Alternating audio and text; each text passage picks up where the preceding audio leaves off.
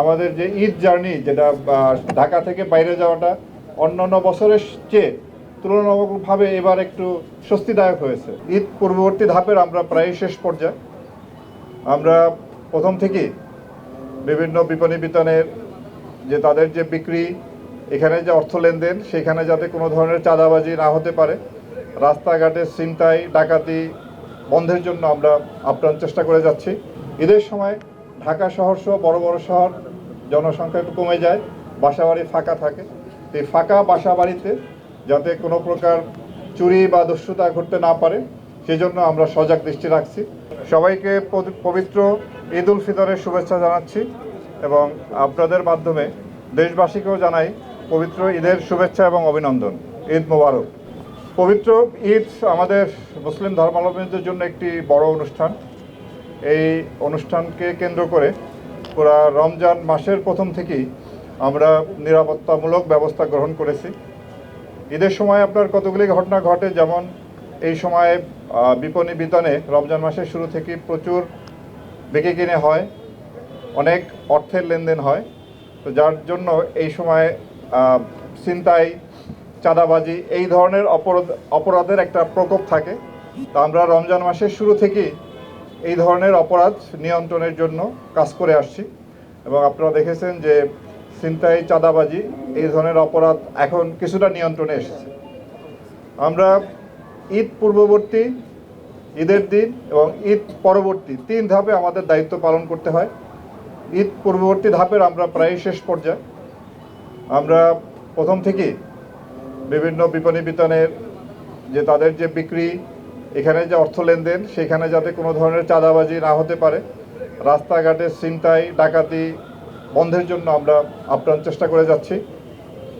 এরপরে যারা ঈদ উপলক্ষে ঘরমুখী মানুষ যারা ঢাকা ছাড়বেন বা বিভিন্ন শহর থেকে গ্রামে যান, তাদের যাত্রা যাতে নির্বিঘ্ন নিরাপদ হয়, সেজন্য আমরা অন্যান্য বাহিনীর সাথে কাজ করে যাচ্ছি। অর্থাৎ হাইওয়েতে যাতে ডাকাতি না হয়, দুর্ঘটনা যাতে কম হয়, এজন্য আমরা কাজ করে যাচ্ছি এবং ট্রাফিক নিয়ন্ত্রণেও আমরা ভূমিকা পালন করে যাচ্ছি।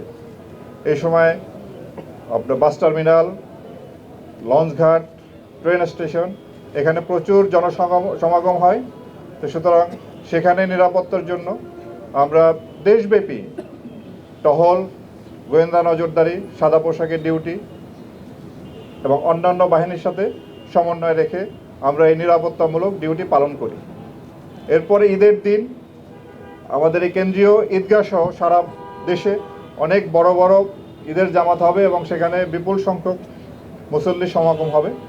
তা আমরা এই কেন্দ্রীয় ঈদগাহ সহ সারা বাংলাদেশের যত বড় বড় ঈদগাহ আছে, এটি আপনার বিভাগীয় শহর, জেলা পর্যায়ে এবং উপজেলা পর্যায়েও আমাদের নিরাপত্তা বলয় থাকবে, যাতে নিরাপত্তার সাথে মুসল্লিরা ঈদের জামাতে ঈদের নামাজ আদায় করতে পারেন। ঈদের দিন সহ এরপরে ছুটির বেশ কয়েকদিন আপনার বিভিন্ন যে আমাদের টুরিস্ট স্পট আছে, বিনোদন কেন্দ্র আছে, সেখানেও মানুষের ভিড় হবে। তা আমরা সেখানেও যাতে নিরাপদের সাথে মানুষ তার বিনোদন উপভোগ করতে পারে, সেজন্য আমরা সেখানে নিরাপত্তার ব্যবস্থা রেখেছি। এবং এই ঈদের সময় আমাদের দেশের নারী শিশুসহ একটা বিশাল সংখ্যক জনগোষ্ঠীর একটা অংশ তারাও যাতায়াত করেন এবং বিনোদন কেন্দ্রে যান। তো আমরা সেদিকেও নজর রাখছি যাতে কোনো রকম কোনো ইভটিজিং বা যৌন হয়রানি বা এই ধরনের যে অপরাধমূলক কর্মকাণ্ড যাতে না ঘটতে পারে, সেজন্য আমরা সতর্ক দৃষ্টি রাখছি।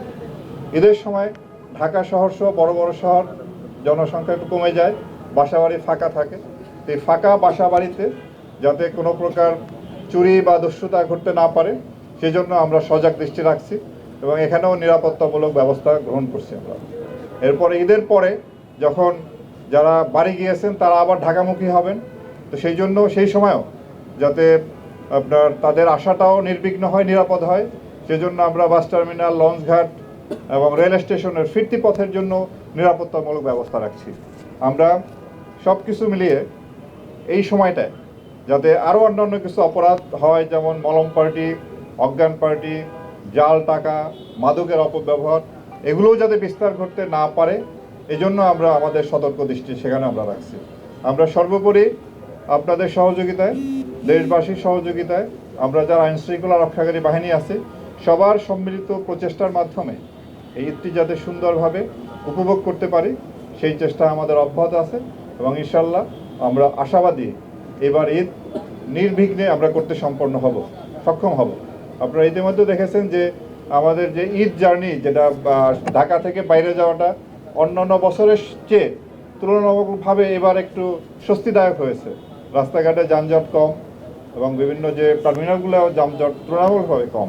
তো আমরা এবং অপরাধের মাত্রাও মোটামুটি এখন নিয়ন্ত্রণে আসছে। বাকি সময়টুকু আমাদের ভালোভাবে কাটুক এই আশাবাদ ব্যক্ত করি এবং আপনাদের সবাইকে এবং আপনাদের মাধ্যমে পুরো দেশবাসীকে আবারও ঈদের অগ্রিম শুভেচ্ছা। ঈদ মোবারক।